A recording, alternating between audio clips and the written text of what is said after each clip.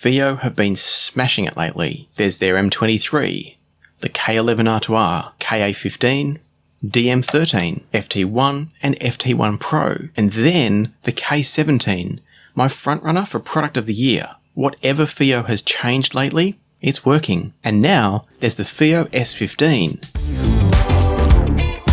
This is FiiO's answer to the EverSolo DMP-A6 streamer. It sits between the DMP-A6 and DMP-A8 on both price and features. It's got a linear power supply like the new DMP-A6 Gen 2, but it's larger and wider like the DMP-A8. It also uses the same fantastic DAC chip combination, the AK4499 and AK4191 that's used in the DMP-A8. But it's not a preamp for analog devices. At $1,099 US, this appears to be a streamer and DAC that FiiO sees as the hub of your digital audio system. It has HDMI connectivity to plug into your TV and HDMI ARC for the audio, and you can also load music onto a solid-state drive to then mount in the case provided for the S15. Or you could just plug in an external drive via one of the USB sockets on the front or the back of the S15. The operating system for the S15 is a modified version of Android, and it comes with apps for local file playback, network file playback, and even to make it a Roon endpoint. Being Android, you can also download apps from FiiO's own store or the Google Play Store. And this is where things all start to fall apart a little bit. I tried downloading the Roon app to see how it would behave and what options it would give me compared to the onboard FiiO Roon app. The FiiO version creates an endpoint for Roon so you can control it from your computer or your smartphone. I wondered if the Google Store version of Roon would give me access to control the playback and select the tracks directly from the touchscreen on the S15. As it turns out, it wouldn't even load due to the resolution of the S15 screen. It's very short and very wide. That was okay though, because there is already the fantastic FiiO Roon app built in. It's a perfect, stable and reliable Roon endpoint. So instead, I decided to install Qobuz for those times that I don't want to necessarily use Roon, I just want to stream directly with the S15. The Qobuz app downloaded and ran just fine.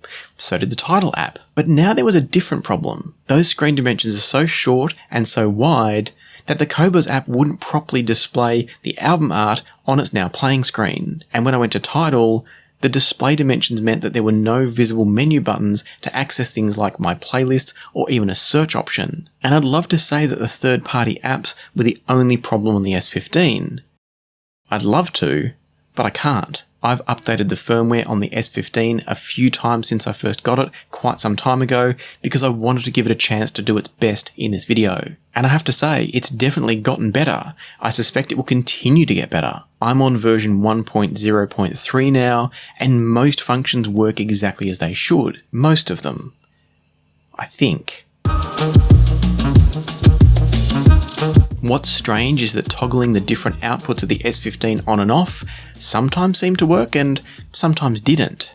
Sometimes high-res playback worked, and sometimes it didn't. It was so variable that I can't even tell you exactly what was working and what was not, or exactly what I did that made it work or didn't work. As it stands now, it is working perfectly for me, but I don't know how I arrived here. What I can tell you is that you can choose the different output modes by simply swiping down from the top of the screen to open up the Android swipe down menu. That's really handy. From there you can also choose the operating mode as well. That will let you choose local file playback in pure music mode, or Android mode for streaming via apps like FiiO's Roon endpoint, or you can select the various digital inputs if you want to use the S15 to decode the audio from your TV, your gaming console, or maybe a CD transport. There's no doubt that the S15 is a wonderfully versatile device, and it will mature over time.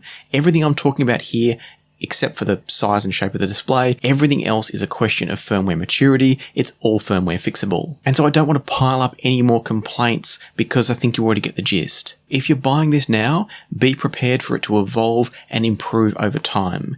It's a bit clumsy now, but I don't think it's going to stay that way. For example, I imagine in time they may find a better implementation for the keyboard so it doesn't take up the majority of the screen and you can't see what's behind it. They'll probably also work out ways to get the actual album art playing on the screensaver rather than a generic placeholder image. And so what's probably more important than talking about these little gripes that are all firmware fixable is to talk about the sound quality, because that's what's going to help you decide if you're happy to deal with the clumsiness while you wait for it to improve. And so let's start with the sound quality of the S15 via its analog outputs. In other words, if you want to use it as a DAC or a streamer, to then feed it out to an external preamp, active speakers, or headphone amp. But before we do that, I should quickly mention the sponsor of this video, and I do mean quickly. Many people watching this video will be more about speaker listening than headphone listening. If you do also use headphones though, do yourself a favour and check out the range of products from Dakoni Audio. They make replacement pads for headphones, as well as other comfort accessories,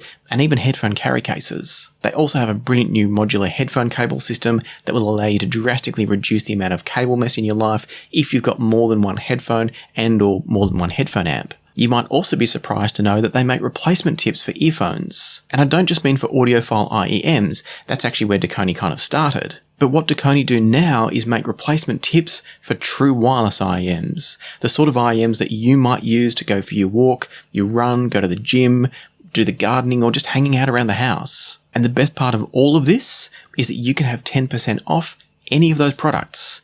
All you need to do is go to DakoniAudio.com and use the code PassionForSound10 at the checkout. So go check out their range, grab yourself a bargain with a 10% discount, PassionForSound10 is the code, and now let's get back to the S15 sound quality. The obvious comparison here was to put the S15's analog outputs up against the analog outputs from the recently released and recently received here for review EverSolo DMP A6 Gen 2. EverSolo burst onto the scene a little while ago with the original A6, and then the A8, and then the A10. The A6 Gen 2 arrived for review just a little while ago, and it's a little bit cheaper than the S15.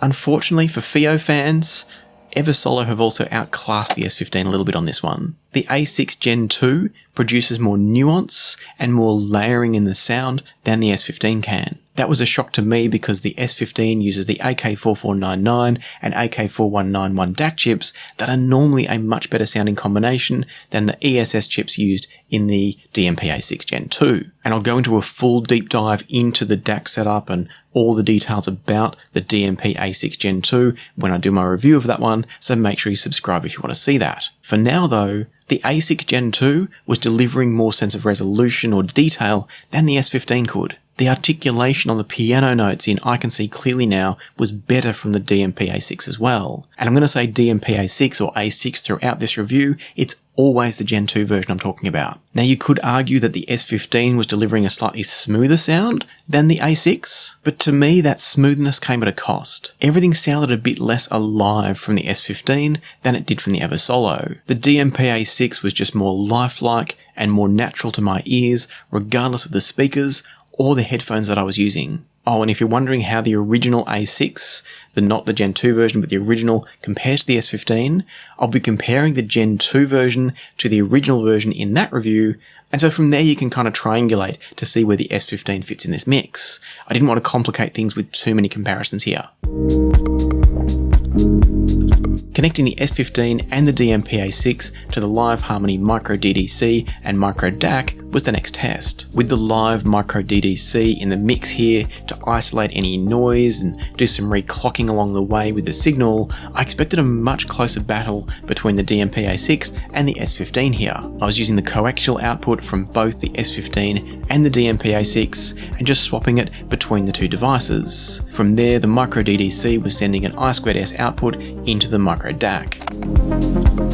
As it played out, the DMP A6 was clearly better again. Its sound was more open and more spacious. I would definitely describe the A6's sound as more refined. It might have also been a little bit more detailed, but I think it was more a case that I could just hear the details better because of the more open or more spacious presentation. There was more space around the sounds for me to focus on the individual notes, the individual instruments, and therefore hear the details better. In other words, with each sound more clearly separated from the others, the details were just more available to my ears. It wasn't looking so good for the S15. I was worried that FiiO's run of excellence had come to its end here.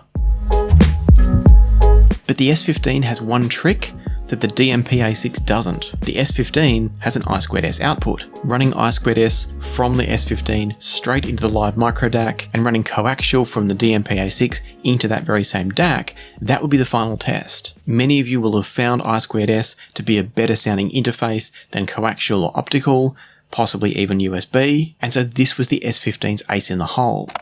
And the S15 did sound better with the I2S output, but it still couldn't catch the A6. The S15 sound was still a little bit flatter, a little bit more intimate, and less spacious sounding. In other words, vocals and instruments all sounded closer to me as a listener and with less space around them. That means the soundstage was narrower and not as deep as well. I also tried using some locally stored files on a solid state drive into the S15, and that might have improved the sound just a little tiny bit, but the EverSolo's got that trick too. And so as it is, I think the S15 is a very solid device. There's nothing at all wrong with it, other than the firmware, which will improve over time. The problem is it's just come out already behind its competition. For less money, the DMP-A6 Gen 2 offers better sound, it's got a better interface, and it's smaller too. The features are very similar, other than there being a couple of things that the S15 will do as kind of a hub for your audio system, and so that could be a reason to choose the S15 because, as I said, it's not at all bad.